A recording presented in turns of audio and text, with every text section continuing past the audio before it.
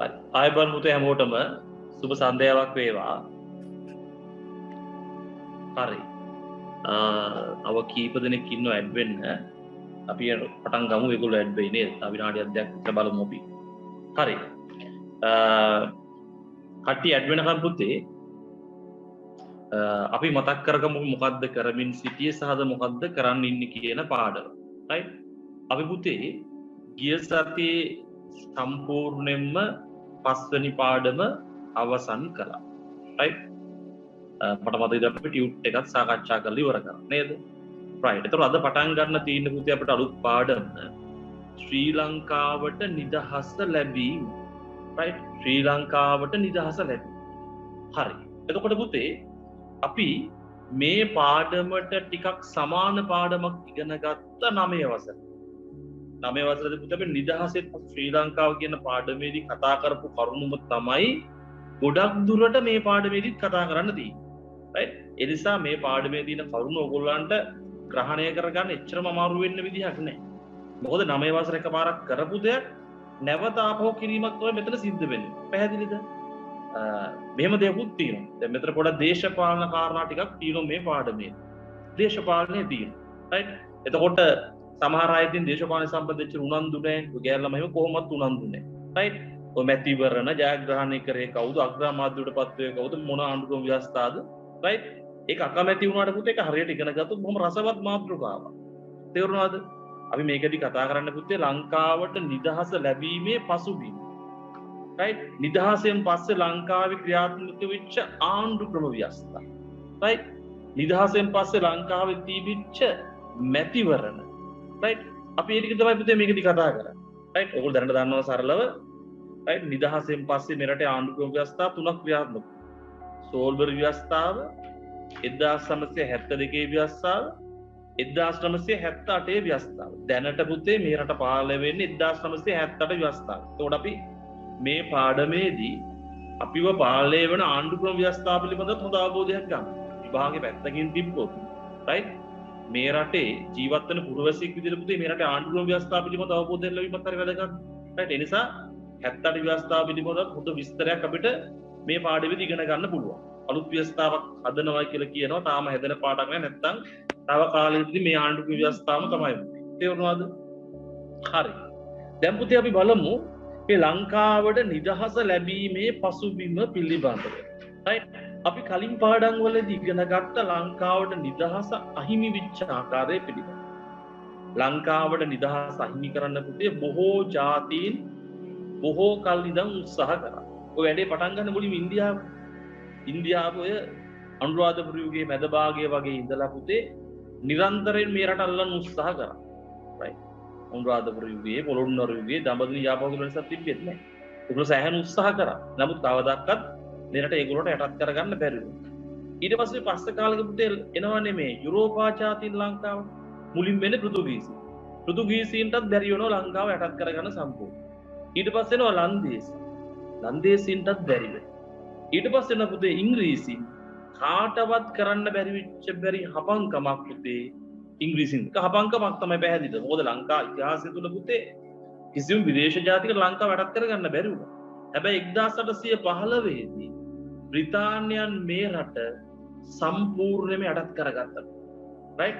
ඔබට මතකනේ 10 වසරේ ඉගෙන ගත්තට හෝමෝ සාපියන් මානවයිලට මේ රටේ ජනාවාස පීඨ ඒ පැමිණිච්ච දවසේ ඉඳලා අර ඒ කියන්නේ පිට අවුරුදු 125 කලින් ඉඳලා ඒ කාලේ ඉඳලා පළවෙනි වතාවට තමයි පුතේ රටක් සම්පූර්ණයෙන් අපේ රට අල්ලගත්තේ. ඒකයි එක සුවිශේෂී දක්ෂකමක් වෙන්නේ බ්‍රිතාන්‍යය. මේක පිළිගන්න ඕන.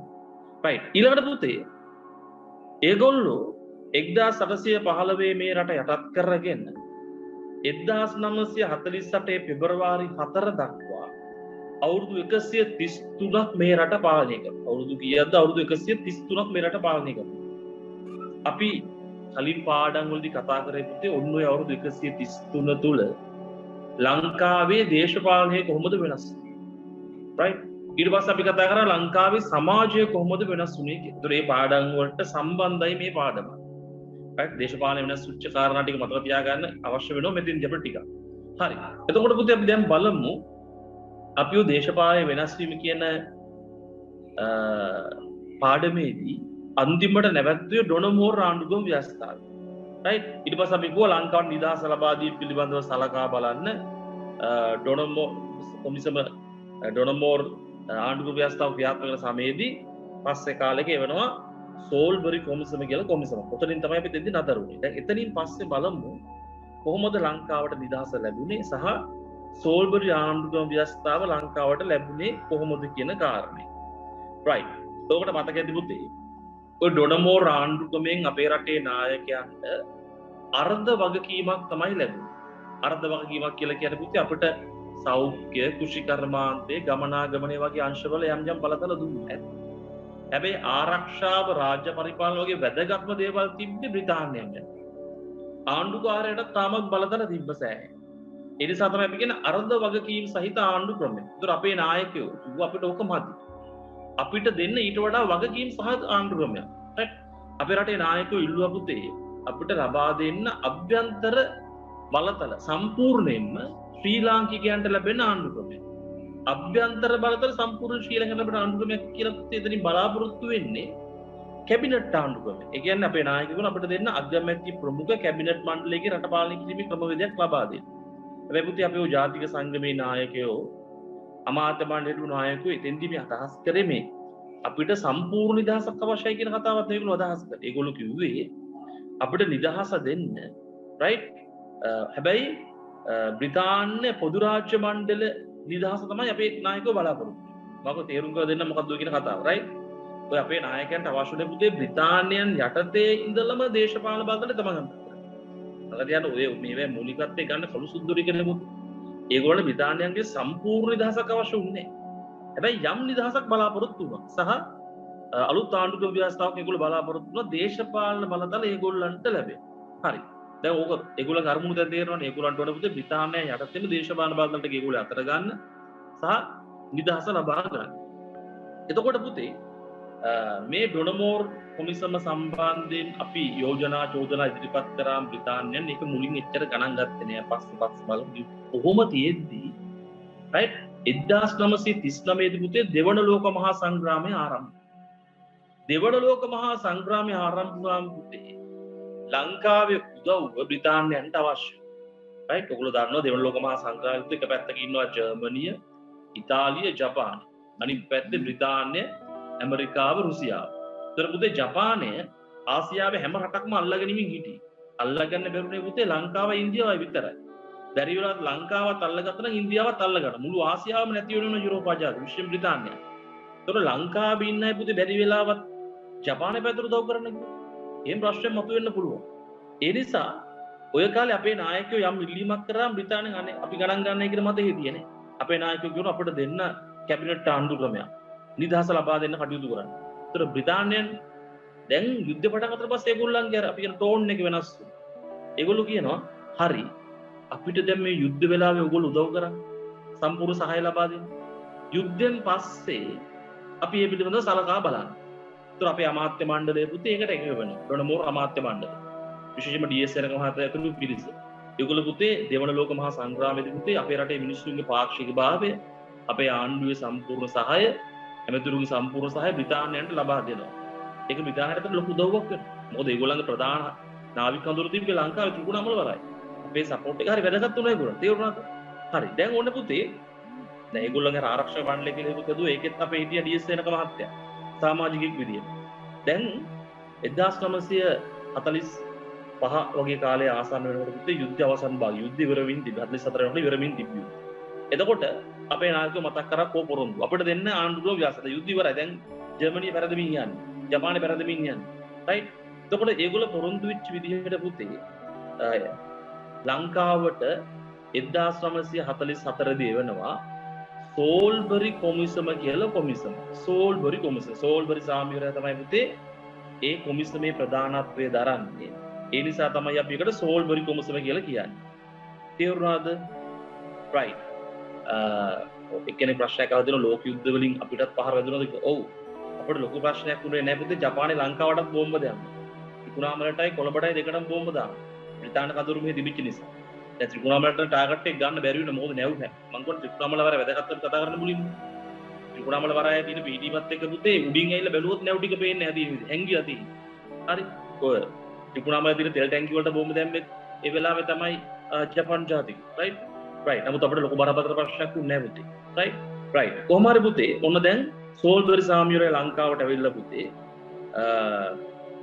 ඒගොල්ලෝ 1945 දී දැන් ලංකාවට ඇවිල්ලා පුතේ එක එක්කෙනාගේ විස්තර අහලා ඔක්කොම අහලා 1945 දී සැප්තැම්බර් මාසේ 1945 සෝල්බරි කොමිසමේ වාර්තාව එළිදැම්මා 44 ආවා සෝල්බරි කොමිසම 45 දී සෝල්බරි කොමිසමේ වාර්තා පුතේ එළිදැක්වුවා. ඒකෙන් ඒගොල්ලෝ යෝජනා කරා පුතේ රටේ අභ්‍යන්තර කටයුතු පිළිබඳ පූර්ණ බලතල ශ්‍රී ලාංකිකයන්ට ලැබෙන ආණ්ඩුක්‍රමය. අභ්‍යන්තර බලතල සියල්ල වගේ අපිට ලබා දෙන එක. රයිට්? එහෙම යෝජනාවක්. يعني අගමැති ප්‍රමුඛ කැබිනට් මණ්ඩලයකට රටේ බලතල බාර දෙන්න ඒගොල්ලෝ මේකෙන් යෝජනා කරනවා. රයිට්. ඊට පස්සේ පුතේ ඒ යෝජනාව ලංකාවේ ඒ වෙනකොට ක්‍රියාත්මක වෙච්ච ව්‍යවස්ථාදායක තමයි රාජ්‍ය මන්ත්‍රී සභාව. ඒකට දාලා සම්මත වෙනවා. දාලා 1946 මැයි මාසයේදී සෝල්බරි රාජ්ඥාව රාජාඥාව උදේ නිකුත් කරනවා. දැන් මේ පටල ගන්න බෑ කරුණු කීපයක්ම දෙන හොඳට තේරුම් ගන්න. හරි මොකද ඔය වර්ෂ අහනවා. දින අහනවා. හරිද? සෝල්බරි කොමිසම එන්නේ 1944. හරිද? 1945 තමයි කොමිසමේ නිර්දේශ ඉදිරිපත් කළ වාර්තාව ඉදිරියට. රයිට්? ඊට පස්සේ වාර්තාව ඉදිරියට දැක්වට පස්සේ වාර්තාවෙන් දැක්වෙන්නේ ඒක අනුරු ව්‍යවස්ථාවක් බවට පත් වෙන්නේ නැහැ. ඒක නීතියක් බවට පත් වෙන්නේ නැහැ. ඒක නීතියක් බවට පත් වෙන්න නම් පුතේ අපේ රාජ්‍ය මන්ත්‍රී සභාවේ සම්මත වෙලා එහි පාර්ලිමේන්තුවේ සම්මත වෙලා ඒක නියෝගයක් බවට පත් වෙනවා. එතකොට ඒ විදිහට පුතේ සෝල්බරි ආණ්ඩුක්‍රමයේ පිළිබඳ රාජාඥාව නිකුත් වෙනවා 1946 මැයි මාසයේ වෙනකොට. රයිට්? මෙන්න මේක තමයි ඕගොල්ලෝ අලුත් ආණ්ඩුක්‍රමය කියලා පුතේ සෝල්බරි කියන ආණ්ඩුක්‍රමයේ පිළිබඳ රාජාඥාව නිකුත් වෙනවා. පැහැදිලිද? රයිට්. එතකොට මේ සෝල්බරි ආණ්ඩුක්‍රමයේ යටතේ ලංකාවේ ඇතුලේ ඇති කරනවා අගමැති ප්‍රමුඛ කැබිනට් මණ්ඩලයක් සහිත ආණ්ඩුක්‍රමය. රයිට්. පාර්ලිමේන්තුවක් හඳුන්වා දෙනවා. ඒ පාර්ලිමේන්තුවට മന്ത്രിවරුන් ඡන්දෙනුත් තෝරගන්න. රයිට්. එතකොට පුතේ ඔය සෝල්බරි ආණ්ඩුක්‍රමයේ යටතේ 1947 දී පාර්ලිමේන්තු මැතිවරණයක් පවත්වන්න තීරණය කරනවා. රයිට්? එතකොට පුතේ 1947 දී උන්න දැන් පාර්ලිමේන්තු මැතිවරණය පවත්වන්න සියලු කටයුතු සූදානම් කරලා ඉවරයි සෝල්බරි ව්‍යවස්ථාවට. හැබැයි අර අපේ නායකයන්ට ඒගොල්ලෝ පොරොන්දු වුණානේ පුතේ. අපි ඕගොල්ලන්ට මේ වගේ ව්‍යවස්ථාවක් දෙනු නිදහසක් දෙන්නම් කියලා. හැබැයි නිදහස ගැන කිසිම කතාවක් නැහැ දැන් මේගොල්ලන්. නිදහස ගැන කිසිම කතාවක් නැහැ. එතකොට අපේ ඩීඑස් එක මහත්තයලා වගේ මැදිහත් වෙලා පුතේ කිව්වා ඕගොල්ලෝ අපිට පොරොන්දු වුණා. රයිට්? ව්‍යවස්ථාවක් දෙනවා කියලා පොරොන්දු වුණා. නිදහස ලබා දෙනවා කියලා පොරොන්දු වුණා. දැන් මේ අපිට මේ පොරොන්දු ඉෂ්ට කරන්න ඕන කියලා. තේරුණාද? එතකොට පුතේ මැතිවරණයට ඔන්න මෙන්න කාලේ තියෙද්දි පුතේ මාස දෙකක් තියෙද්දි බ්‍රිතාන්‍යයේ යටත් විජිත භාර ලේකම් ලංකා භාරයට යටත් විජිත භාර ලේකම් පුතේ නිවේදනය කරනවා ලංකාවට පොදු රාජ්‍ය මණ්ඩල ඇතුළත නිදහස් තත්ත්වය ලබා දෙනවා කියලා. රයිට්?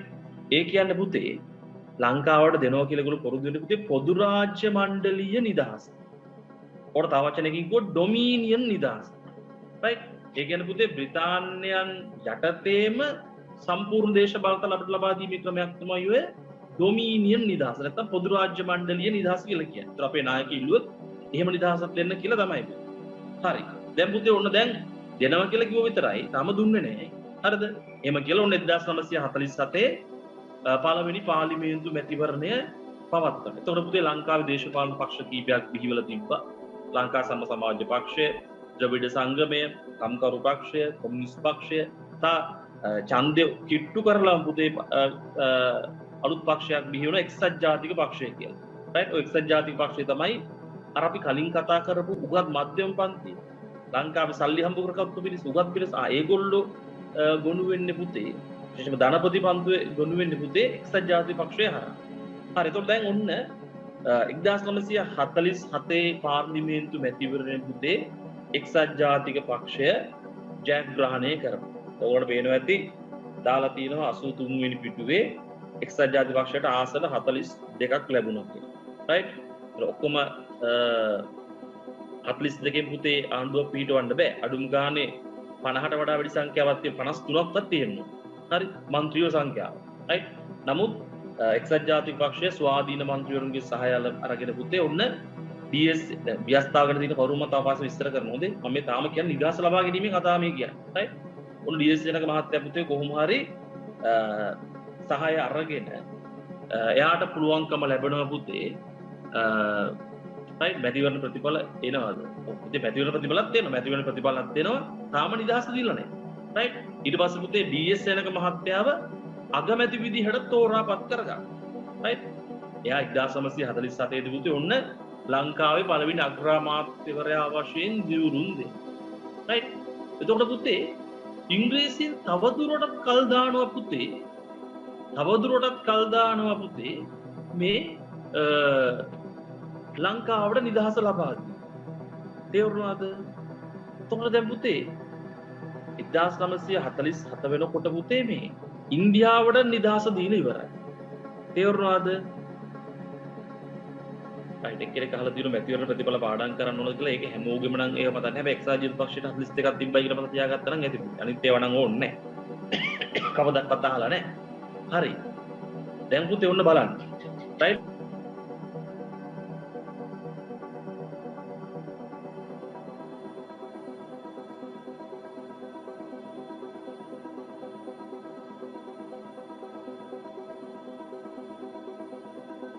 අපිට වඩා 4 ගුණයකින් ලොකු ඉන්දියාවට නිදහස දෙනවා. අපිට කලින් නිදහස දෙනවා ඉන්දියාවට. අපිට දෙන්නේ නැහැ. මේක මාර වැඩක් නේද? එහෙම ඉදරන ඕගොල්ලන්ට. ඔව්. ඒක මාර නෑ කතින් කිව්වොත් නේද? මොකද ඔයගොල්ලන්ට දන්නවා ලංකාවේ පිහිටියෙන් පුතේ ඉන්දියාවේ පිහිටීමට වඩා වැදගත්. ලංකාව දාලා යන්න කැමැතිම නෑ පුතේ. තේරුණාද? මොකද ලංකාවේ පිහිටීම භූගෝලීය පිහිටීමේ වැදගත්කම පුතේ බ්‍රිතාන්‍යයන් දන්න. රයිට් ඒ නිසා ඒගොල්ලෝ ලංකාව අත්හැරීමේ අකමැත්තක් තියෙනවා. ඒගොල්ලෝ ඉතින් අකමැත්තෙන් නොගින් ඉන්න තිබ්බනේ. මෙහෙමයි. බ්‍රිතාන්‍යයන් අපිට පුතේ නිදහස ලබා දෙන්නේ රයිට් අපිට පොරොන්දු වෙච්ච හින්දාම කියලා අපි හිතනවා නම් ඒක විහිළුවක්. එහෙම හරි හොඳ කට්ටියක් නෙවෙයි බ්‍රිතාන්‍ය කියන්නේ. රයිට් අපිට පොරොන්දුවක් වුණා. ඒක ඇත්ත. හැබැයි පුතේ දෙවන ලෝක යුද්ධයෙන් පස්සේ පුතේ බ්‍රිතාන්‍ය ජයග්‍රාහී කියලා හිටියත් බ්‍රිතාන්‍ය බංකොලොත්. රයිට් ලෝක දේශපාලනය වෙනස් වෙනවා. අලුත් බලවතුන් බිහි වෙනවා. රුසියාව ඇමරිකාව අලුත් ලෝක බලවතුන් බවට පත් වෙනවා. ඒගොල්ලෝ බලපෑම් කරනවා බ්‍රිතාන්‍යයට ප්‍රංශයට යටතිතුලට නිදහස ලබා දෙන්න. අනිත් පැත්තෙන් බ්‍රිතාන්‍යයටත් පුතේ යටතිතු නඩත්තු කරගන්න බැරි මට්ටමට පත් වෙනවා. එහෙම වෙන්න පුළුවන් ද හිතලා බලන්න ලොකු සල්ලිකාරයෙක් ඉන්නවා. හරි එයාට හොඳටම හැකියාව තියෙන සල්ලි තියෙන කාලේ ගෙවල් තියෙනවා 10ක් 20ක්. හරි ඒ ඔක්කොටම ලස්සනට තීන්ත ගාලා ඒවැ තනකොළ කපලා වාහන කීපයක් තියාන වැඩකාරයෝ තියාන හොඳටම ඉන්නවා දැන් මිනිස්සු. හරි. එයා දැන් ඊට පස්සේ ආර්ථික වශයෙන් වැටෙනවා. ආර්ථික වශයෙන් වැටුණට පස්සේ පුතේ අර ගෙවල් 10ම දැන් යට නඩත්තු කරන්න පුළුවන්. බෑනේ. එකින් එක අකමැත්තෙන් හරි අත්හරින්න වෙනවා නේද? ඉතින් බ්‍රිතාන්‍යයට උනේත් ඒ වගේ වැඩක් තමයි. නැතු ඒගොල්ලෝ මේ අපිට පොරොන්දු වුණා පොරොන්දු වෙච්ච හින්දා දීලා ගියා. එහෙම දෙයක් නෙවෙයි. දැන් ඒගොල්ලන්ට අත්හරින තත්ත්වයටපත් වෙන ලෝක දේශපාලනයේ වෙනස් වීම ඒගොල්ලන්ගේ ආර්ථික ප්‍රශ්න නමුත් තාමත් යන්න අකමැති. මොකද මේ ඒගොල්ලෝ දන්නවා මේ ඉන්දියන් සාගරයේ ආරක්ෂාව කියන කාරණේ ලෝක දේශපාලනයේදී ලංකාව කියන තැන තියෙන වැදගත්කම. DS ජනක මහත්තයා පුතේ ඔක තේරුම් ගන්න. DS ජනක මහත්තයා කියන පුතේ දැන් සමහර අය DS ජනක මහත්තයා ලංකාවට නිදහස ලබා දෙන්න ගොඩක් මැදිහත් වුණා කියවම එක පිළිගන්න එච්චර කැමතිත් නෑ. ඒක දේශපාලන කෝලේ වලට එක්සත් ජාතික පක්ෂයේ නායකයන් රයිට්. DS ජනක සමහරු කියන DS ජනක මහත්තයා කතා කරලා ගත්ත නිදහසක් කියලා. රයිට්. හැබැයි පුතේ ඇත්තටම DS ජනක මහත්තයා කියන කලුසුද්දෙක් බව ඇත්ත. නිදහස ලබා ගැනීමේ කාර්යයේදී DS ජනක මහත්තයා පුතු කරපු කාර්යභාරය හරිම වටිනවා. මොකද එයාට සුද්ධොත් එක්කම ඉඳලා සුද්ධ විදියටම හිතලා සුද්ධ ගැන හොඳට තේරෙනවා එයාට. ඒ නිසා මේ එයා ඉතාමත් නිදහස ලබා ගැනීම සහ සෝල්බිරි ව්‍යවස්ථාව ලබා ගැනීම වෙනුවෙන් පුතේ ඉතාමත් උපක්‍රමශීලීව DS ජනක මහත්තයා ක්‍රියාත්මක වෙලා තියෙනවා. ඒ නිසා ඇත්තටම මම කලින් පාඩමේදී කිව්වනේ ඔය ජාතිය පියා කියන එක DS ජනක මහත්තයාට බර වැඩි කියලා. ඒක කියන්න ඕන අනගාරික ධර්මපාලතුමාට කියලා. ඒකම අදටත් කියනවා. හැබැයි නිදහසේ පියා කියලා අපි කියනවනේ DS මත් ඒක නිවැරදි. රයිට්. මොකද 48 නිදහස ලබා ගැනීම කියන කාර්යයේදී DS මහත්තයා ලොකු කාර්යභාරයක් කරා පුතේ. දැන් ඔයගොල්ලන්ට ඔය සෝල්බරි ව්‍යවස්ථාව මේ ගන්න වෙලාවෙත් පුතේ අනියම වැඩක් කරනවානේ. ඕගොල්ලෝ අහලා තියෙනවද දන්නේ. දැන් ඔය සෝල්බරි සාමි ලංකාවට ඇවිල්ලා පුතේ. හරි ලංකාවට ඇවිල්ලා දැන් එක්කෙනාගේ අදහස් අරගෙන දැන් කැබිනට් ආණ්ඩුක්‍රමයක් තමයි අපේ නායකයෝ ඉල්ලන්නේ. සෝල්බරි සාමි කියනවා මේ ලංකාවේ කට්ටියගේ තාම සාක්ෂරතා දැනුම මදි. ඒ වගේ දැන් බ්‍රිතාන්‍යයේ තියෙන වගේ ආණ්ඩුක්‍රමයක් දෙන්න. බ්‍රිතාන්‍ය තමයි තිබ්බේ කාලේ කැබිනට් ආණ්ඩුක්‍රමයක්. ඒ වගේ එකක් දෙන්න තරම් ලංකාවේ මිනිස්සු විතර දියුණු නැහැ දැනුමක් නැහැ. ඒ නිසා ඒක දෙන එක ගැටලුවක් කියලා සෝල්බරි සාමි කියනවා. ඩීඑස් සේනක මහත්තයා මොකද ඒකට කියන්නේ? ඩීඑස් සේන මහත්තයා එහෙම නෙවෙයි. අපේ රටේ මිනිස්සු හොඳ දැනුවත් දේශපාලන ගැන හොඳ අවබෝධයක් තියෙන අපේ රටේ මිනිස්සු. රයිට්? ඔබතුමාට අවශ්‍ය නම් රයිට්? ගිහිල්ලා ලංකාව වටේ මිනිස්සුත් එක්ක පොඩ්ඩක් කතා බහ කරලා බලන්න. ඒගොල්ලන්ගේ දේශපාලන දැනුම. ඊට පස්සේ උන්ට තේරුම් ගන්න පුළුවන්. හරි. දැන් ඔන්න පුතේ ඩීඑස් සේනක මහත්තයා පොඩි සැලසුමකට අනුව මේ ඔය සෝල්බරි සාමිවරයාට පුතේ ලබා දෙනවා එයාගේ වාහන. එයාගේ වාහනෙන් තමයි යන්නේ. ඩීඑස් සේන මහත්තයා වාහනෙන් තමයි එයාගේ ඩ්‍රයිවර් එක තමයි යන්නේ. රයිට්? ඔන්න පුතේ දැන් ඔන්න අනුරාධපුරයේ පැත්තට ඈත ගම්බද පැත්තකට දැන් යනවා වාහන. කුඹුරු යායක් මැද්දෙන් තමයි යන්නේ. කුඹුරු යායක් මැද්දෙන් යනවා සෝල්බරි සාමි ඩ්‍රයිවර් විතරයි යන්නේ. ඩීඑස් සේන මහත්තයා එන්නේවත් නැහැ. පැත්ත බලාගෙන. එම් කුඹුරු යායයි මැද්දෙන් යද්දි පුතේ ඔන්න වාහනේ කැඩෙනවා. වාහනේ කැඩෙනවා. කැඩෙනවනේ ඇත්තටම මේ පක්කමශීලීව රිදුර කැඩනවා වගේ එක නවත්තා. රයිට්? දැන් ඔන්න සෝල්බරි සාමි එළියට බහිනවා. එළියට බහලා බලනවා ඔන්න දැන් කුඹුර වැඩ කරන තරුණ පිරිසක් කුඹුර වැඩ. ඊට පස්සේ කියනවා මේ ඩ්‍රයිවර්ට මං කැමතියි මේගොල්ලොත් එක්ක පොඩ්ඩක් කතා කරන්න කියලා මේ තරුණ ගොවීන්නේ. රයිට්? ඊට පස්සේ ඔන්න කතා කරනවා ඩ්‍රයිවර් කටින් මේ ඉන්න දැන් මෙතුමා කැමතියි කතා කරන්න ප්‍රශ්න කතා කරනකොම ඊට පස්සේ අරයට කියනවා මේ එන පරිවර්තනය කරන්න මේගොල්ලන්ට. ඊට පස්සේ ඔන්න දැන් අරය ප්‍රශ්න අහනවා. සෝල්බරි සාමි ඉන්න අයගේ. ඇහුවම් පුතේ අර කුඹුර වැඩ කරපු තරුණ පිරිස මේ අනුරාධපුරේ හද්ද පිටිසර. ඒක හද්ද ගොඩේ. හද්ද ගොඩේ දැන් කියන කට්ටිය හද්ද ඩොටේ කියලානේ අන්නේ. හරිද? ඉන්න කොල්ලෝ ටික. හරිද? හැබැයි සෝල්බරි සාමි අහන ප්‍රශ්නට පුතේ පරිවර්තකයෝ ඕනේ. එයා ඒගොල්ලෝ හොඳ ඉංග්‍රීසියෙන් උත්තර දෙනවා. right? වෙස්ට්මිනිස්ටර් ආකෘතිය පිළිබඳව අග මේ මෙහෙම ආණ්ඩුක්‍රම වල වැදගත්කම ගැන අහන මේ අපේ රටට මේ වගේ දේශපාලන බඳන අවශ්‍යයි කියලා මෙන්න මේ දේශපාලනය ගැන පුදුම ටිකක් කියනවා පුතේ මේ අර කුඹුරු ඉන්න මේ ගම්බද තරුණු ටික. සෝල්බරි සාමිට හිතා ගන්න බෑ මේ ගමේ මිනිස්සුන්ට දේශපාලනය ගැන මෙච්චර අවබෝධයක්. හරිද? ඉතින් එයා ඊට පස්සේ ආයි හොයලා බලන්න යන්නේ මොකද කියලා. මෙතනින් මෙහෙම ඉන්න මිනිස්සු දන්නවා නම් දේශපාලනය. එතනින් එහාට හොයන්න දෙයක් නැහැ. හැබැයි පොදු ඩීඑස් සේනක මහත්තයාගේ සැලසුම. ඩීඑස් සේනක මහත්තයා පුතේ ඔය කුඹුරට දාලා තිබ්බේ ලංකා නීති විද්‍යාලයේ හිටපු ඩෝස්ලවෙන් ඉගෙන ගත්තු තරුණ පිරිස. ගොවියෝ විදියට අන්දලා. රයිට්? එයාගේ වාහනය දීලා එතෙන්දි වාහනේ කැඩෙන්නේ උපක්‍රමයක් විදියට. හරි සුද්ධ වැන්දුවා පුතේ. රයිට්? සුද්ධ අපිව වැන්දුවනේ. අපේ රට අල්ලගෙන ඉතින් සුද්ධ අපිව අන්දලා තමයි හරි ඒක විනාශ කරලා ඉතින් අපේ නායකයෝ ඒගොල්ලෝ අන්දපුගේ වැරද්දකුත් නැහැ. හරි ඒකක්. ඒකෙන් තමයි පුතේ සෝල්බරි ආණ්ඩුක්‍රමය ලැබෙන්න මෙවුණා. අනිත් එක තව දෙයක්ත් එයාලා. එයා කිව්වා අපිට වියස් ආණ්ඩුක්‍රමයක් දුන්නොත්. ඒ ආණ්ඩුක්‍රමය අග්‍රාණ්ඩුකාර ධූරය කියලා හදනවලු තරතුර. හරි සෝල්බරි සාමිත් එක තව දෙන්නෙක් ආවා. සෝල්බරි සාමිටත් කියනවා පුතේ ඩීඑස් සේනක මහත්තයා ඔයාට තමයි මම දෙන්නේ ඕකේ අග්‍රාණ්ඩුකාර ධූරය. අනිත් පැයට කියන්න එපා කියලා. ඉතුරු දෙන්නටත් කියනවා ඔයාට තමයි මම දෙන්නේ අග්‍රාණ්ඩුකාර ධූරය. මට පුළුවන් දැන් මමනේ දැන් කැමති ඉන්නේ. හරිද? ඒ නිසා මේ අපිට උදව් කරන්න මේ වැඩේ කරන්න. right? නිදහස ලබා ගන්න උදව් කරන්න. ව්‍යවස්ථා ගන්න උදව් කරන්න කියලා. තේරුණාද? තුන් දෙනාටම කියනවා අනිත් පැයට කියන්න එපා කියලා මම මේක දෙන්නම් කියලා. තේරුණාද? ඉතින් මගේ දේශපාලනේ නියම ගේම් කාර්යයක් පුතේ ඩීඑස් සේනක මහත්තයා. ඒක ඇහි. එයාත් එක්ක ගේම් ගහන්න බෑ දැන් කාටවත්. දැන් ඉන්න කාටවත් ඒ තරම් දක්ෂ මිනිස්සෙක්. හරිද? right. කොහොම හරි පුතේ ඔන්න දැන් ඔය මං කිව්ව ව්‍යවස්ථාව ගැන දැන් නිදහස ලැබීමේදී දැන් ඒකෙදි එයා මොකද කරන්නේ? එයා තේරුම් ගත්තා ඇයි අත්තරින්නේ නැත්තේ? මේ ආරක්ෂා මේ අපේ විශේෂයෙන්ම ත්‍රිකුණාමල වරා. right? ඒකයි කටුනායකගේ එයාපෝට් එකේ දාලා යන්න මේගොල්ලෝ කැමති නැහැ.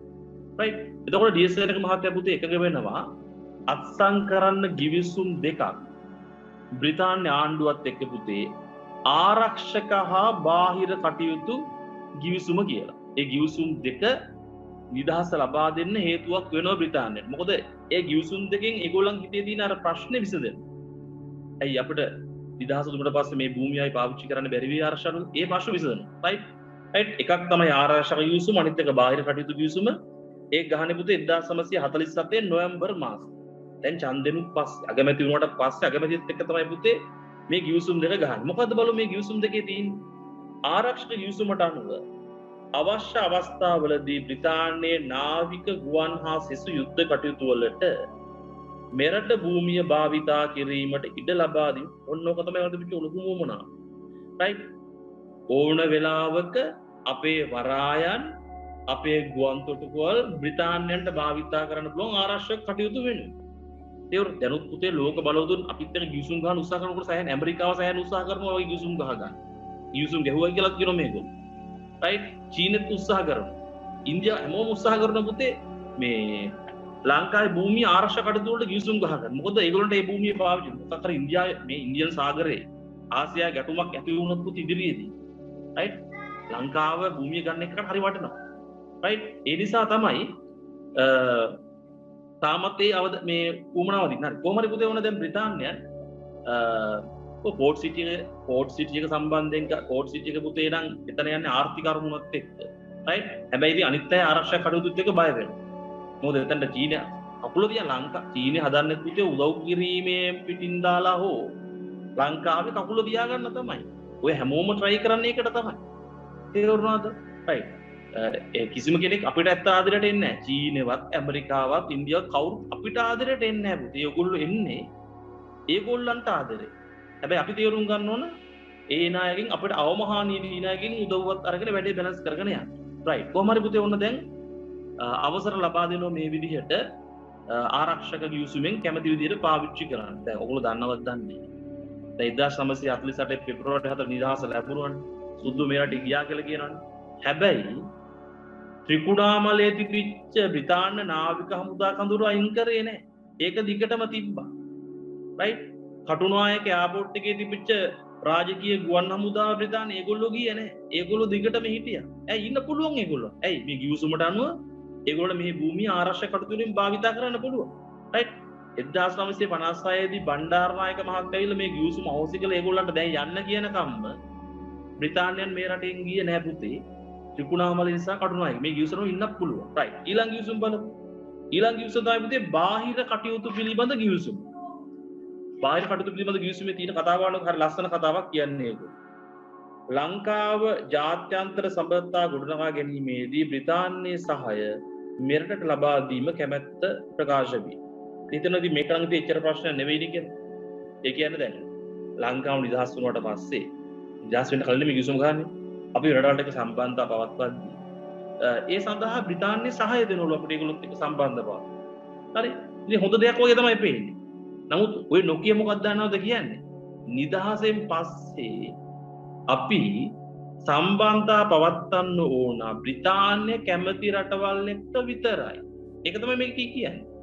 ඒක වෙන විදිහකට කියන්නේ ඒක තමයි. ඒගොල්ලෝ අකමැති රටවල් එක්ක පුතේ අපිට සම්බන්ධතා පවත්වන්න බෑ. මොකද බ්‍රිතාන්‍යයන් බයයි ඒගොල්ලෝ ගියාට පස්සේ ලෝක දේශපාලනේ බ්‍රිතාන්‍යයන්ට විරුද්ධ වෙලා ඉන්න පිරිස් ලංකාවට ඇවිල්ලා සම්බන්ධතා දාන ඒගොල්ලෝ මේ බලය හදාන කියලා ඒගොල්ලෝ බයයි. ඒකයි එහෙම ගිවිසුමක් ගෙවුවේ පුතේ. තේරුණාද? දැන් ඔය ගිවිසුම ක්‍රියාත්මක වෙච්ච කාලෙ විතර හොඳ උදාහරණයක් මම කියන්නේ. රයිට්. ඔය කොතලාවල මහත්තයා ලංකාව පාලනය කරලා අගමැතිතුරු දෙරොන් ටික කර කොතලාවල මහත්තයා සර්ජන් කොතලාවල මහත්තයා බණ්ඩාරනායක මහත්තයා ඉන්න කාලේ. හරි. ඒතර මේ ගිවිසුම ක්‍රියාත්මකයි. ඒ කාලේ පුතේ ලංකාවට සූර්යග්‍රහණයක් කරන පූර්ව සූර්යග්‍රහණය. ඒක හොඳටම පේන්නේ ලංකාවට. අනිත් රටවලට නෙවෙයි. ඒතර පුතේ විදේශ රටවල ඒ කාලේ විද්‍යාඥයෝ ලංකාවට ඒක නිරීක්ෂණය කරන්න එන්න අහනවා. රයිට්. ඒ අහන එක රටක් තමයි පුතේ රුසියාව. හරි. රුසියාව කියලා කියන්නේ ඒ කාලේ බ්‍රිතාන්‍යයන්ට විරුද්ධ දේශපාලන පිළේ හිටපු රටක්. රයිට්. එතකොට කොතලාවල මහත්තයා මොකද කිව්වේ? ඕන කෙනෙක්ට එන්න මන් දෙනවා. හැබැයි රුසියාවට එන්න දෙන්නේ නැහැ කියලා. එන්න දුන්නේ ලංකාවට. දැන් ඒක සමහරකට කියන්න පුළුවන් එයාගේ තිබිච්ච මේ බ්‍රිතාන්‍ය ගැති බව හින්දා කියලා. ගැති බව හින්දාමත් නෙවෙයි. එයාට එහෙම තියෙන්නත් ඇති. නමුත් අරකට අනුව පුතේ කොහොමද බ්‍රිතාන්‍ය අකමැති කට්ටියකට එන්න දෙන්න බෑ මෙහෙ. තේරුණාද? ඒ නිසා රුසියාවට එන්න දුන්නේ නැහැ පුතේ. හරි. දැන් මෙන්න දැන් බ්‍රිතාන්‍යයට ඕන වැඩේ කරගත්තනේ ගිවිසුම් දෙකේ. ඒ නිසා ඒගොල්ලෝ තීරණය කරන පුතේ ලංකාවට නිදහස ලබා දෙන්න ඕන කියලා. රයිට්. ඒකත් වෙන්නේ මෙහෙමයි පුතේ.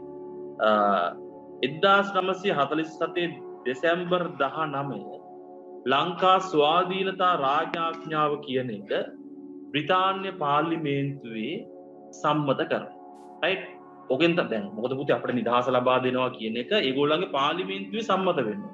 ওই දිනේ වැදගත්. මොකද සමහරවිට කෙටි ප්‍රශ්න වලට අහලා තියෙන පුතේ 1947 දෙසැම්බර් 19 වන දින ශ්‍රී ලංකාවට වැදගත් වන්නේ කුමන හේතුවක් නිසා?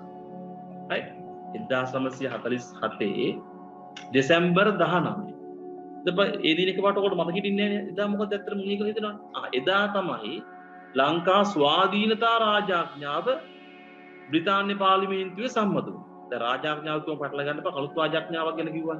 ඒ සෝල්බරි ව්‍යවස්ථාවේ රාජාඥාව. right ඒක පුතේ 1946 දිනකුත්. මේක 1947 දෙසැම්බර් 19. right එතකොට පුතේ ඇත්තටම මේ අපිට නීත්‍යානුකූලව නිදහස ලැබෙනවා ඒ ස්වාධීනතා රාජාඥාව නිකුත් කරාට පස්සේ. නමුත් ඒක ක්‍රියාත්මක වෙන්න දිනේ දාලා දැන් එහෙන් දානවා. දැන් මෙහෙම තමයි වෙනවා කියලා සම්මත කරගත්තට ඒක ඩේට් එක දාලා තින්නේ ඕක ක්‍රියාත්මක වෙන්නේ 1948 පෙබරවාරි 4 වෙනිදා. right ස්වාධීන රාජාඥාවෙන් දාලා තිනවා ලංකාවට නිදහස ක්‍රියාත්මක වෙන්නේ මෙන්න මේ දවසේ ඉඳලා කියලා. ඒ කියන්නේ 1948 පෙබරවාරි 4 ඉඳලා කියලා. පැහැදිලිද? හරි. දැන් පුතේ අපිට තව චුට්ටයි තියෙන තව විනාඩියේ තමයි තියෙන්නේ අතරම. ඒ නිසා නිදහස ලැබීම දැන් ලැබෙන තැනටම ආවා අපි. දැන් තියෙන්නේ සුද්දෑ කොඩිය බිම දාලා අපේ කොඩිය උසවන්න විතරයි. right? අපි ඊළඟ සෙෂන් එකේදී ඒක කතා කරමු. ඊදෙන කියන 65ක් කියන 65න් ටක් ගාලා ඇඩ් වෙන්න.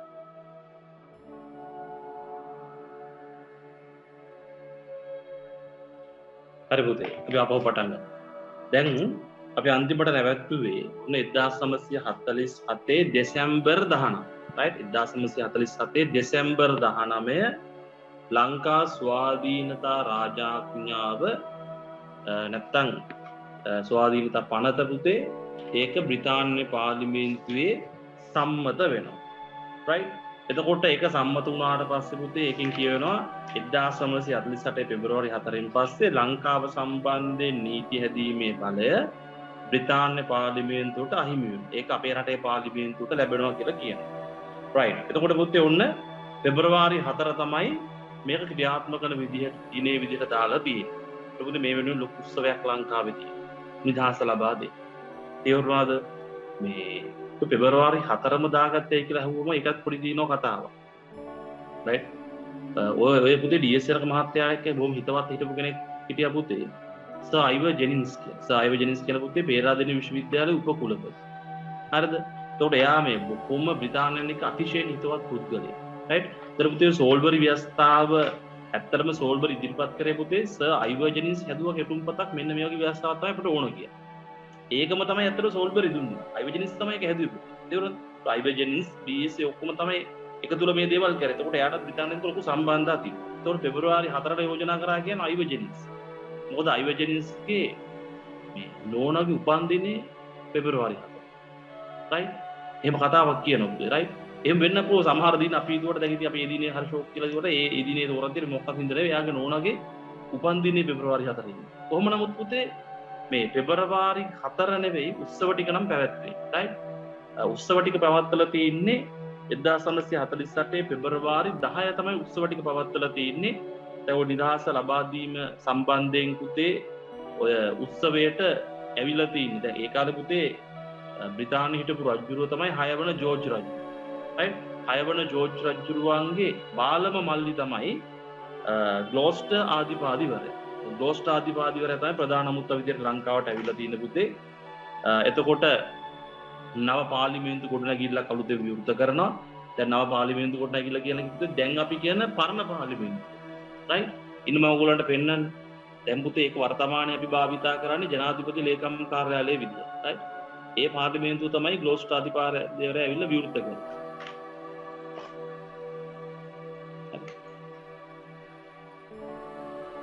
right මේක තමයි පුතේ දැන් අපි පරණ පාර්ලිමේන්තුවකට පස්ස අලුත් එකක් හදපු වෙනදනේ. ඕක තමයි අපේ මුල්ම පාර්ලිමේන්තුව.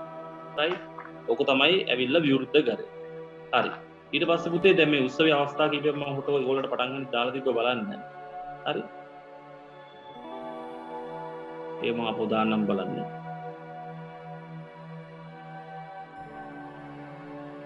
මේ තියෙන පුතේ උත්සව ශාලාව.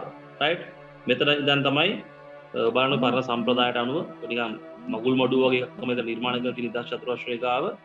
right ඒ කට්ටිය ඔක්කොම වාඩි වෙලා ලස්සනට හරි රාජකීය මුත්තන්ට වෙනම විශේෂ වේදිකාවක් හදලා තිබිලා තියෙනවා. right ඊට පස්සේ පුතේ ඔඩියෝසෝන අවස්ථාවෙත් තියෙනවා. එතකොට සූදානම් අවස්ථාවකත් බින්දුවරයක්.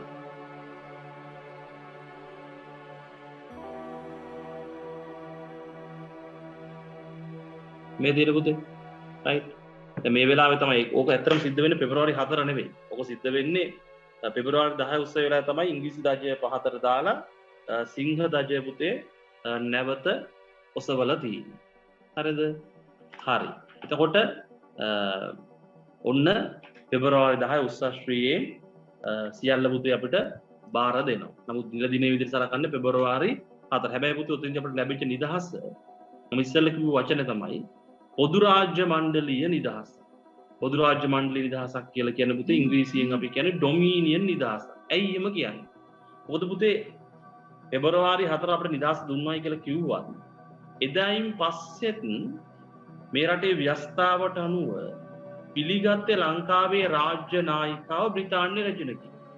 right? ඒතර නිදහස දුන්නයි කොට සම්පූර්ණ නිදහසක් එතන තිබ්බේ නැහැ.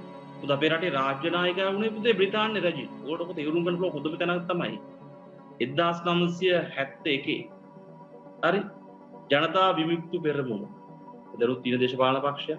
ඒගොල්ලෝ පුතේ මේ රටේ පාලන බලය ගන්න right ඒගොල්ලෝ ත්‍රස්තවාදී අරගලයක නිරත වුණා. right ඒක විප්ලවයක් කියලා කියන්න බෑ. right ත්‍රස්තවාදී අරගලය තමයි රටේ නීති අනුකූල ආණ්ඩුව අයින් කරලා බලය ගන්න උත්සාහ කරා. right එතකොට රටේ අගමැතිනිය වශයෙන් හිටියේ විදිහ සිරිමාව බණ්ඩාරනායක මැති. හරිද? එතකොට දැන් ওই අල්ලගත්තු ජනතා විමුක්ති පෙරමුණේ සමාජිකයන් විරුද්ධ පුතේ නඩු දැම්මා. හැබැයි මේ නඩු වාර්තාවල කොහෙවත් නැහැ, ඒ චෝදනාවල කොහෙවත් නැහැ සිරිමාව මැතිණියගේ ආණ්ඩුව පෙරලන්න මේගොල්ලෝ කැරලි ගැහුවයි කියලා. ඒක තියෙන්නේ බ්‍රිතාන්‍ය මහරජිනගේ ආණ්ඩුව පෙරලන්න කැරලි ගැහුවා කියලා. ඉතින් බලන්න මේ නිදහසෙන් ගොඩක් අවුරුදු 20කට 30කට පස්සේ. right 1971 දී කියන්නේ බ්‍රිතාන්‍ය මහරජිනගේ ආණ්ඩුව පෙරලන්න කැරලි ගැහුවයි කියලා. ඇයි? නීත්‍යානුකූලව ව්‍යවස්ථාවට අනුව පුතේ මේ රටේ රාජ්‍ය නායකව එතකොටත් බ්‍රිතාන්‍ය මහරජින තමයි. right අපි කතා කරනවා මේකෙදි 72 ව්‍යවස්ථාවක වෙනස් කරනකම්ම මේ රටේ රාජ්‍ය නායිකා වුණේ බ්‍රිතාන්‍ය මහරජා. පැහැදිලිද? right එතකොට ඒක කොහොමද උනේ කියන එක අපිට තේරුම් ගන්න පුළුවන් සෝල්බරි ආණ්ඩුව ව්‍යවස්ථාව පිළිබඳව අද කතා කරාට පස්සේ. right අපි දැන් ඉස්සරහට කතා කරනවා සෝල්බරි ආණ්ඩුව ව්‍යවස්ථාවේ තිබිච්ච අංග.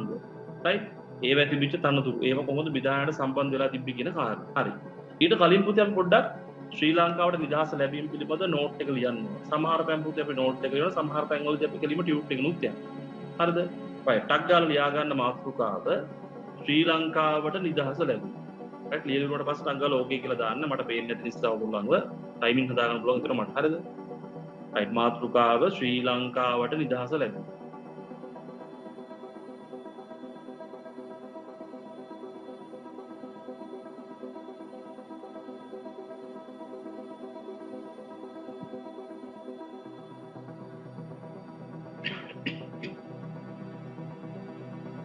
එතකොට පුතේ අපි අනුමාතෘකාවකුත් ලියා ගන්න ඕන. ඒක තමයි ප්‍රධාන මාතෘකාව. අනුමාතෘකාව ලියා ගන්න මේ ශ්‍රී ලංකාවට නිදහස ලැබීමේ පසුබිම. ශ්‍රී ලංකාවට නිදහස ලැබීමේ පසුබිම.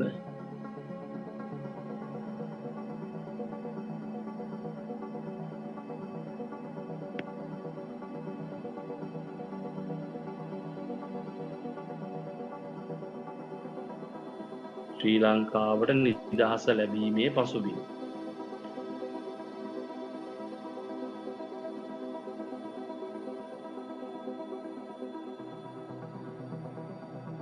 හරිද?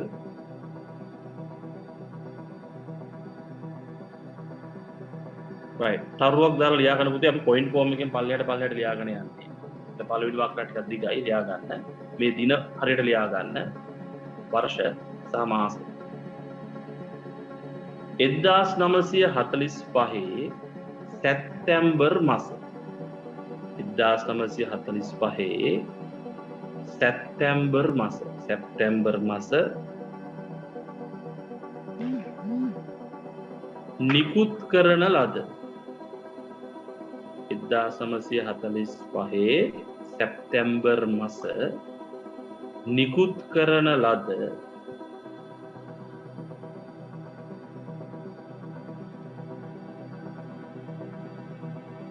සෝල්බරි කොමිසමේ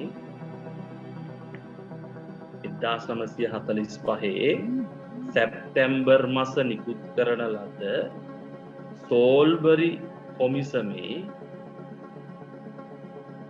වාර්තාව මගින් සෝල්බරි කොමිසමේ වාර්තාව මගින්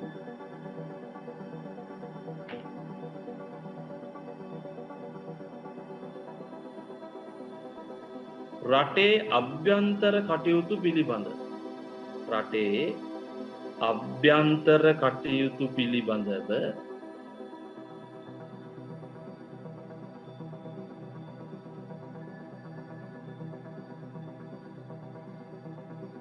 රටේ අභ්‍යන්තර කටයුතු පිළිබඳව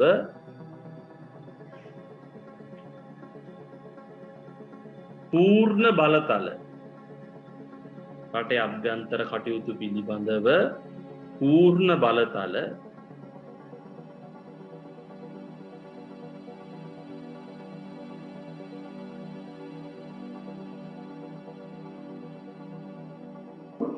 පූර්ණ බලතල ලාංකිකයින්ට ලැබෙන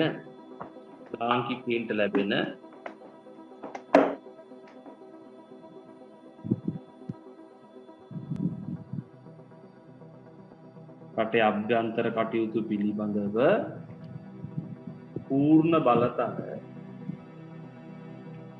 ලාංකිකයින්ට ලැබෙන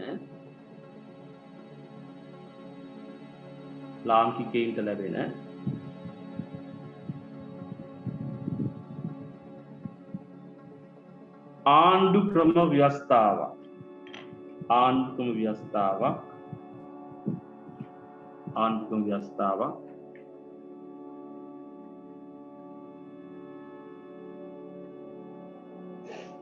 නිර්දේශ කිරීම ආණ්ඩු ක්‍රමයක් කිව්වොත් නැත්නම් ආණ්ඩු ක්‍රම ව්‍යවස්ථාවක් නිර්දේශ කිරීම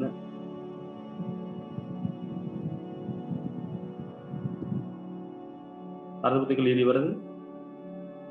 දැන් පුතේ වාක්‍යයේ 1945 සැප්තැම්බර් මාස කියන තැන යටින් ඉරක් ගහගන්න. එහෙම නැත්නම් හයිලයිට් කරගන්න. හරි? ඒ වාක්‍යයේ වැදගත්ම කරුණ ඒක තමයි. right? මොකද ඒක පාඩම් කරගන්න ඕන අපි. 1945 සැප්තැම්බර් මාස තමයි සෝල්බරි කොමිසම් වාර්තාව නිකුත් කළේ. right? කොමිසමේ වාර්තාව. right. ඊළඟ ලියන්න පුතේ තරුවක් දාලා ඊළඟ කරුණ. සෝල්බරි ආණ්ඩු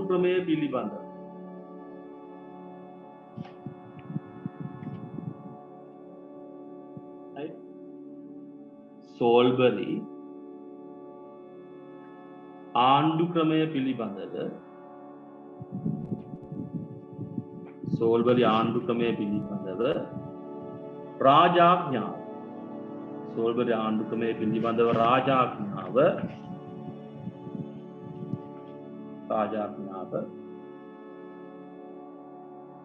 1946 මැයි මාසයේදී නිකුත් කිරීම.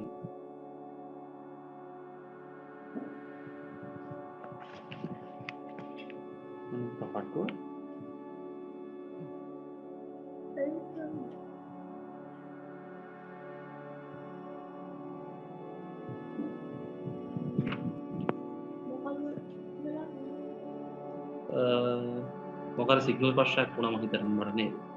හරි. ආයෙත් මම කියන නිසා සෝල්බරි ආණ්ඩු ක්‍රමය පිළිබඳව රාජාඥාව 1946 මැයි මාසයේදී නිකුත් කිරීම. ඒකෙත් පුතේ 1946 මැයි මාසය කියන හයිලයිට් කරගන්න. right? දැන් කරුණත් එක තමයි පාඩම් කරන්නේ. නමුත් මම මේ හැම එකේම දින ටික පොඩ්ඩක් හයිලයිට් කරනතර ඕගොල්ලන්ට ඒක ඔලුවට යන නිසා. හරිද? සෝල්බරි ආණ්ඩු ක්‍රමය පිළිබඳ රාජාඥාව 1946 මැයි මාසයේදී නිකුත් කිරීම. මම පියවර ටික කියන නිදහස් දක්වා ගියේ. හරිද? right. තරුවක් දාලා පුතේ ලියන්න තුන්වෙනි කරුණ. ඊළඟ කරුණ. 1947 අගෝස්තු මාස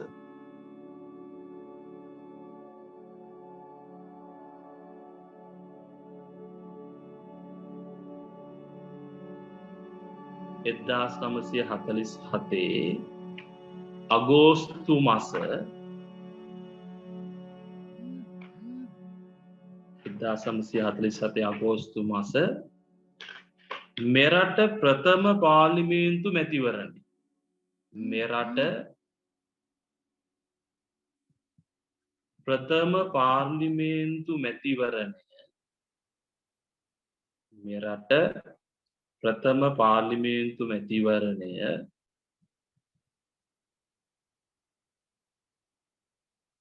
පවත්වන ලද අතර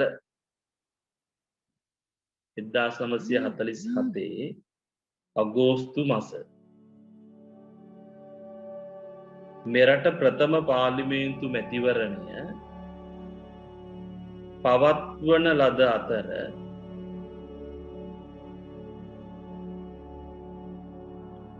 ඩී.එස්. සේනානායක මහතා ඩී.එස්. සේනානායක මහතා ඩී.එස්. සේනානායක මහතා මෙරට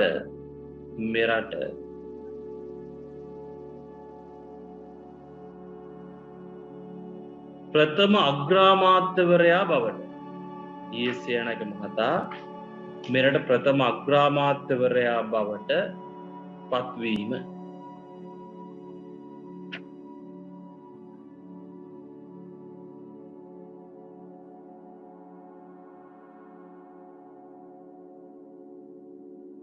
මායි කියන්නම් එක පුතේ 1947 අගෝස්තු මාස මෙරට ප්‍රථම පාර්ලිමේන්තු මැතිවරණය පවත්වන ලද අතර ඩී.එස්. සේනානායක මහතා මෙරට ප්‍රථම අග්‍රාමාත්‍යවරයා බවට පත්වීම. ඒක පුතේ 1947 අගෝස්තු කියන එක හයිලයිට් කරගන්න. right? ඩී.එස්. සේනානායක සහ ප්‍රථම අග්‍රාමාත්‍ය කියන එකත් එක හයිලයිට් කරගෙන නැත්නම් ඉරක් ගහගන්න. ඒ දෙකත් වැදගත්. ප්‍රථම අග්‍රාමාත්‍යවරයා තමයි ඩී.එස්. සේනානායක මහත්තයා කියන එක.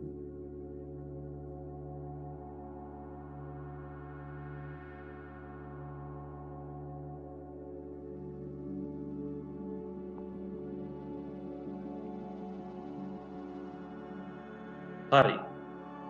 ඊළඟ වාක්‍ය පුතේ දෙන්නේ ඊට කලින් පොඩි වෙනසක් කරන්න වෙන වෙනසක් කියලා පුතේ මේ data පොඩි ප්‍රශ්නයක් මතුවලා තමයි ඉස්සෙල්ලා මම හිතන්නේ එළියට ගිය නිසා මට පොඩ්ඩක් මොබයිල් data wifi data වලට මාරු කරන්න පුංචි වෙලාවක් යනවා. right? ඒ නිසා මේ කොහොමත් අපිට දැන් අන්තිම විනාඩි 10 කට් වෙනවනේ මේ එක දිගටම මෙහෙම කිව්වොත් එහෙම 9:20 ඉවර වෙනවනේ. right? හරියට පැය භාගයක් අපිට කරන්න පුළුවන් දැන් කට් වෙලා ඇඩ් වුණොත්. right? සම්පූර්ණ පැය භාගෙම ගන්න පුළුවන්. ඒ නිසා ඉන්න කට්ටිය ආපහු පාරක් උතේ ඇඩ් වෙන්නව තරහ නැතුව එතකොට මට පුළුවන් Wi-Fi එකකින් ආයෙ උගලන්ට පාඩම කරන්න.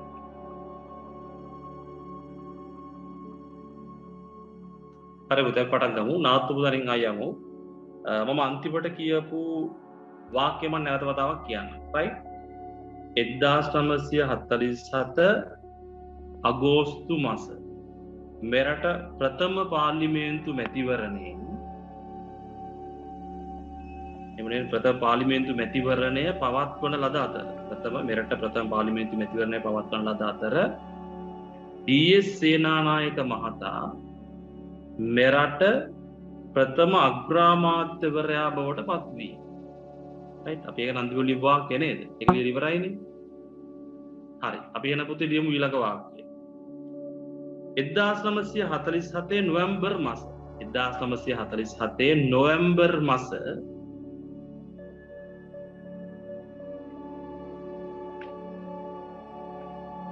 අගමැති ඩී.එස්. සේනානායක මහතා අගමැති ඩී.එස්. සේනානායක මහතා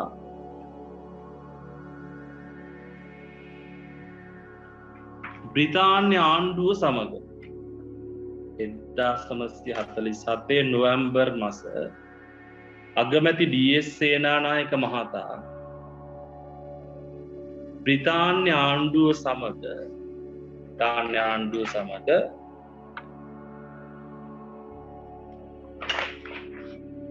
ආරක්ෂක හා ඒ වාක්‍ය මම ඉදිරියෙන් කියන්නම් 1947 නොවැම්බර් මාස අගමැති ඩී.එස්. සේනානායක මහතා බ්‍රිතාන්‍ය ආණ්ඩුව සමග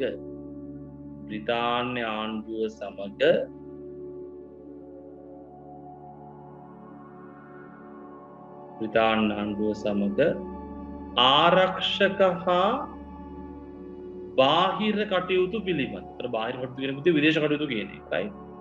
ආරක්ෂක හා බාහිර කටයුතු පිළිබඳ ගිවිසුම් දෙකක් අත්සන් කිරීම. බාහිර කටයුතු පිළිබඳ ගිවිසුම් දෙකක් අත්සන් කිරීම.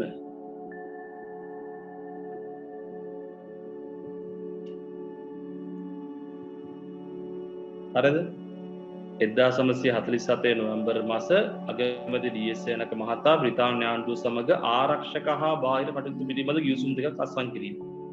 ඒකෙත් පුතේ 1947 නොවැම්බර් මාස කියන එක හයිලයිට් වෙන්න ඕන. ආරක්ෂක හා බාහිර කටයුතු පිළිබඳ ගිවිසුම් දෙක කියන එකත් හයිලයිට් වෙන්න ඕන. right? ඉගෙන වැදගත් කාරණා ටික එතන තියෙනවා. 1947 නොවැම්බර් මාස එකත් වැදගත්. ආරක්ෂක හා බාහිර කටයුතු පිළිබඳ ගිවිසුම් කියලාත් හයිලයිට් කරගන්න. ලියවිවරණ කියන්නේ.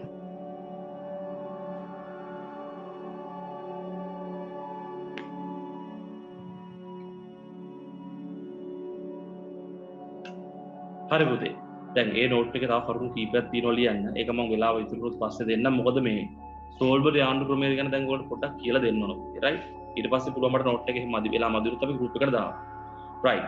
දැන් පුතේ අපි මේ පාඩම පටන් ගන්නෙදිම කිව්වා දැන් ඔන්න සෝල්බරි සාමීවරයා ලංකාවට ඇවිල්ලා ලංකාවේ ඉන්න අයගේ අදහස් අරගෙන අලුත් ආණ්ඩුව ව්‍යවස්ථාවක් ඉදිරිපත් කරන 1947 දී තමයි ඒක ක්‍රියාත්මක වෙන්නේ. අපි ඒකට කියනවා පුතේ සෝල්බරි ආණ්ඩුව ව්‍යවස්ථාව. right? පුතේ මේක නිදහසට කලින් හඳුන්වා දෙන්නේ 1947 ඉඳන් ක්‍රියාත්මක වෙන්නේ. right? ඒ 1948 පෙබරවාරි 4 නිදහස ලැබුණට පස්සේ ඒ ආණ්ඩුව ව්‍යවස්ථාවම තමයි පුතේ දිගටම ක්‍රියාත්මක වෙන්නේ. පොඩි වෙනස්කම් ටිකක් සහිතව ඒකම තමයි 1972 අපිම ව්‍යවස්ථාවක් හදාගන්නකම් අලුත්. අපිට කියන ජනරාජ්‍ය ව්‍යවස්ථාවක ඒක හදාගන්න තාක්කල් 1948 ඉඳලා 1972 දක්වාම ක්‍රියාත්මක වුණේ මේ ආණ්ඩුව ව්‍යවස්ථාව. right? අපි පටන් ගත්තේ 47 ඉඳන්. නේද? right. අපි බලමු මේ සෝල්බරි ආණ්ඩුව ව්‍යවස්ථාවේ ලක්ෂණ ප්‍රධාන ලක්ෂණ මොනවද කියලා. අපි ආණ්ඩුව ව්‍යවස්ථාව ගැන අන්තිමට කතා කරලා තිබ්බේ ඩොනමෝර් ආණ්ඩුව ක්‍රමය. එතනින් ඉස්සරහට තමයි දැන් මේක යන්න හදන්නේ. තේරුණාද? right. ඩොනමෝර් ආණ්ඩුව ක්‍රමයට විරුද්ධව අපි කියපු කතාවක් තමයි අපිට අවශ්‍ය කැබිනට් ආණ්ඩුව ක්‍රමය. right? කැබිනට් ආණ්ඩුව ක්‍රමය කියන්නේ අගමැති සහ කැබිනට් මණ්ඩලයක් විසින් රට පාලනය කරන ආණ්ඩුව ක්‍රමය. එතකොට පුතේ සෝල්බරි වලින් අපිට කැබිනට් ආණ්ඩුව ක්‍රමයක් ලබා දෙනවා. අපි බලමු සෝල්බරි ආණ්ඩුව ක්‍රමයේ ප්‍රධාන ලක්ෂණ මොනවද කියලා. පළවෙනි එක තමයි පුතේ අග්‍රාණ්ඩුකාරවරයා. අග්‍රාණ්ඩුකාරවරයා. මතක තියාගන්න ඩොනමෝර් දක්වා හිටිය ආණ්ඩුකාරවරයා. මේකේ ඉන්නේ කවුද? අග්‍රාණ්ඩුකාරවරයා කියලා අලුත් ධූරයක් හඳුන්වා දෙනවා. ඊළඟට පුතේ පාර්ලිමේන්තුවක් හඳුන්වා දෙනවා. right? කලින් ව්‍යවස්ථාදායකට කිව්වේ මතකනේ ඩොනමෝර්ගේ තිබ්බ රාජ්‍ය මන්ත්‍රී සභාව මේක පාර්ලිමේන්තුව. අපි ඒකට කියනවා ද්විමණ්ඩල පාර්ලිමේන්තුවක් හඳුන්වා දෙනවා. ඔන්න දෙවෙනි ප්‍රධාන ලක්ෂණය. පළවෙනි එක තමයි පුතේ අග්‍රාණ්ඩුකාර ධූරයක් හඳුන්වා දීම. right? දෙවෙනි ප්‍රධාන ලක්ෂණය තමයි පුතේ ද්විමණ්ඩල පාර්ලිමේන්තුව. මම කියලා දෙන්නම් ද්විමණ්ඩල කියන්නේ මොකක්ද කියලා පස්සේ. ද්විමණ්ඩල පාර්ලිමේන්තුව. තුන්වෙනි එක තමයි පුතේ අපි ඉල්ලපු දේ අගමැති ප්‍රමුඛ කැබිනට් මණ්ඩලයක් පත් කිරීම. අගමැති ප්‍රමුඛ කැබිනට් මණ්ඩලයක් පත් කිරීම. හතරවෙනි එක තමයි මේ ශ්‍රේෂ්ඨාධිකරණයේ ප්‍රමුඛ අධිකරණ පද්ධතියකුත් පිළිටනවා. අධිකරණ සේවා කොමිසම කියලා එකකුත් පිළිටනවා. හරි. අපි දැන් පුතේ බලමු මේ කියන සෝල්බරි ආණ්ඩුව ක්‍රමයේ තිබිච්ච ප්‍රධාන ලක්ෂණ එකින් එක අරගෙන. පළවෙනි එක මම කිව්වා පුතේ මේ අග්‍රාණ්ඩුකාර ධූරය කියලා අලුත් ධූරයක් හඳුන්වා දුන්නා කියලා. ඔව්. දැන් පුතේ සෝල්බරි ව්‍යවස්ථාව දක්වා ලංකාවේ තිබිච්ච ආණ්ඩුව ව්‍යවස්ථාව. ඒ කියන්නේ කෝල්බ්‍රුක් ඉඳන් right ඩොනමෝර් දක්වා නැත්නම් ඩොනමෝර් උනුත් ක්‍රියාත්මක වුණා පුතේ තනතුරක් ආණ්ඩුකාර ධූරය. ආණ්ඩුවට බලතල ගොඩක් තියෙනවා. නේද? right. එතකොට පුතේ සෝල්බරි ව්‍යවස්ථාවෙන් පුතේ ආණ්ඩුකාරයා කියන ධූරය අහෝසි කරලා අලුත් ධූරයක් හඳුන්වා දෙනවා අග්‍රාණ්ඩුකාරයා කියලා. අග්‍රාණ්ඩුකාරයා. අර කලින් ආණ්ඩුකාරයාට වගේ බලතල නෑ පුතේ මේ අග්‍රාණ්ඩුකාරයා. ආණ්ඩුකාරයාට කොච්චර බලතල තිබ්බද? ඒ බලතල මෙයාට නෑ. අග්‍රාණ්ඩුකාරයව අපි හඳුන්වන්නේ පුතේ නාමික විධායකයෙක් කියලා. නාමික විධායක. මොකද නාමික විධායක කියන එක තේරුම? නමට තමයි විධායක. එයාට මේ බලතල තියෙනවා කියලා දීලා තියෙනවා. හරි අග්‍රාණ්ඩුකාරයට බලතල කීපයක්ම දීලා තියෙනවා. මෙන්න මෙයා මේ ඔක්කොම කරන්න පුළුවන් කියලා අග්‍රාණ්ඩුකාරයා. හැබැයි එයාට කිසිම දෙයක් තනියෙන් කරන්න බෑ. ඒ කියන්නේ අග්‍රාණ්ඩුකාරයා මොන දේ කරත් අගමැතිගේ උපදෙස් පරිදි තමයි කරන්නේ. ඒක අපි යට නාමික විධායකය කියලා කියන්නේ. සැබෑ විධායකයා අගමැති. අගමැති කියන දේ තමයි අග්‍රාණ්ඩුකාරයා කරන්නේ. ඇත්තටම රට පාලනය කරන්නේ අගමැති. හරි. උපදෙස් දෙන්නේ අගමැති. ඒතර ආණ්ඩුකාරයා ඒ කියන දේවල් කිරීම තමයි පුතේ කරන්නේ. ඒතර අග්‍රාණ්ඩුකාර දුරේ දැන් මේ තනතුරක් හැදුවේ වෙයි දන්නවද? දැන් පුතේ මේ සෝල්බරි ව්‍යවස්ථාව යටතේ මේ රටේ රාජ්‍ය නායිකාව බ්‍රිතාන්‍ය රැජිනනේ. ඒ කාලේ රැජින උතර කියන්නේ බ්‍රිතාන්‍ය රැජිනනේ. රයිට්? ඒතර පුතේ බ්‍රිතාන්‍ය රැජින තමයි පුතේ සෝල්බරි ව්‍යවස්ථාව යටතේ මේ රටේ රාජ්‍ය නායිකාව. රයිට්? සෝල්බරි ව්‍යවස්ථාව යටතේ මේ රටේ රාජ්‍ය නායිකාව බ්‍රිතාන්‍ය රැජින. තේරුණාද? එතකොට පුතේ රාජ්‍ය නායිකාව බ්‍රිතාන්‍ය රජුරුවට එයාට ලංකාවට බලනකොට මේ වල ඒක හොයලා බලන්න විදිහක් නැහැ. එයාගේ නියෝජිතයා විදිහට තමයි පුතේ. එයාගේ නියෝජිතයා විදිහට තමයි පුතේ මේ අග්‍රාණ්ඩුකාර ධූරය හැදුවේ. රයිට්? බ්‍රිතාන්‍ය රැජිනගේ නියෝජිතයා තමයි පුතේ අග්‍රාණ්ඩුකාරවරයා. හැබැයි ඉතින් එයා නමට තමයි විධායකය. ඇත්තටම එයා වැඩ කරේ අගමැතිගේ උපදෙස් පරිදි. රයිට්? එකෙනෙක් අහලා තියෙනවා දැනුත් අගමැතිද බලවත් කියලා. මම 70 ව්‍යවස්ථාව එනකොට මම ඒක කියලා දෙන්න. සරල උත්තර දුන්නොත් නෑ. රයිට්? ඔන්න දැන් අපි අග්‍රාණ්ඩුකාර ධූරය ගැන කතා කරා. ඉතින් ඒකෙන් පොඩ්ඩක් මතක් කරගන්න කාරණයක් තියෙනවා. ඔයගොල්ලෝ කවුද දන්නේ? මම හිතන්නේ ඒක තිබ්බා අපිට 9 වසර පොතේ. කවුද ලංකාවේ පළවෙනි අග්‍රාණ්ඩුකාරවරයා? කවුද ලංකාවේ පළවෙනි අග්‍රාණ්ඩුකාරවරයා කියන්න බලන්න. මොකක්ද එයාගේ නම?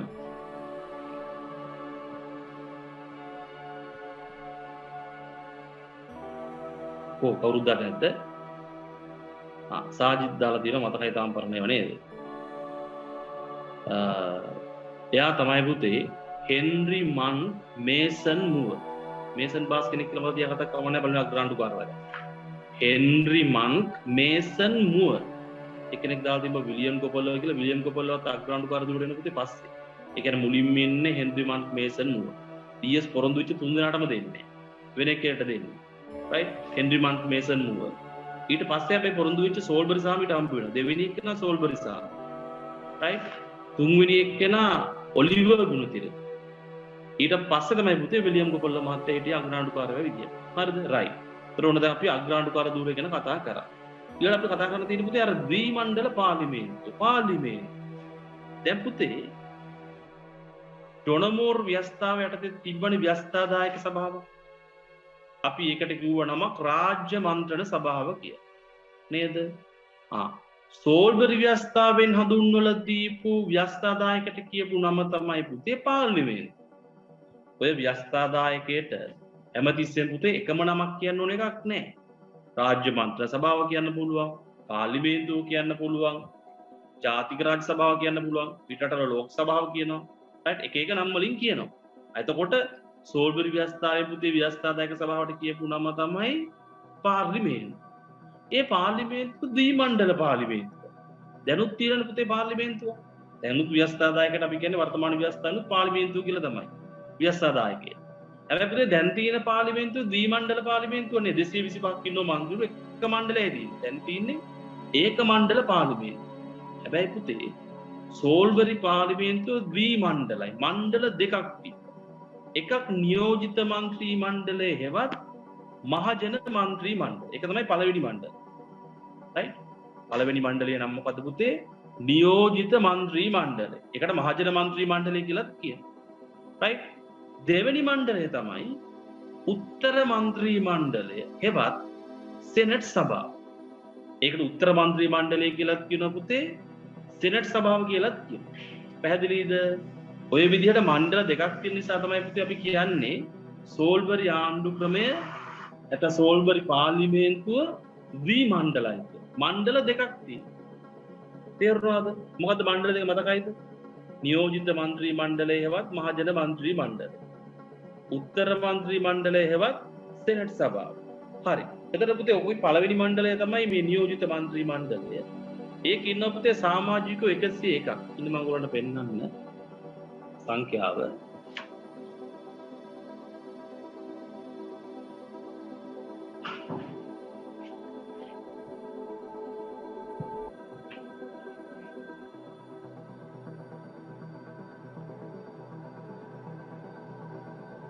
හරි. පැහැදිලි මදි දන්නේ නැහැ. ඔය බලන්න මුලින්ම තියෙනවා මහජන മന്ത്രി මණ්ඩලය කියලා තියෙනවානේ. මහජන മന്ത്രി මණ්ඩල පළවෙනි මණ්ඩලය. ඒකේ ඉන්නවා පුතේ සමාජිකයෝ සම්නිතව ඉන්නවා 105ක්. ඔක්කොම සමාජිකයෝ 105 101ක් ඉන්නවා. හරි. මහජන മന്ത്രി මණ්ඩලයේ മന്ത്രിවරු ගාන කීයද පුතේ 101යි. right. ඒකෙන් 95 දෙනෙක්ව තෝරගන්න පුතේ මහජන ඡන්දේ. right. 95 දෙනෙක්ව තෝරගන්නවා මහජන ඡන්දේ. right. ඔයාලට පේනවනේ මෙතන 95ක් right. 95ක් තෝරගන්නේ මහජන ඡන්දේ. right. 95ක් මහජන ඡන්දේ. ඊළඟ පුතේ පේනවා ඉතින් ඕගොල්ලන්ට 6ක් නම් කිරීමේ. right. 6 දෙනෙක් නම් කරනවා. right. ඒක වෙන්නේ මෙහෙමයි.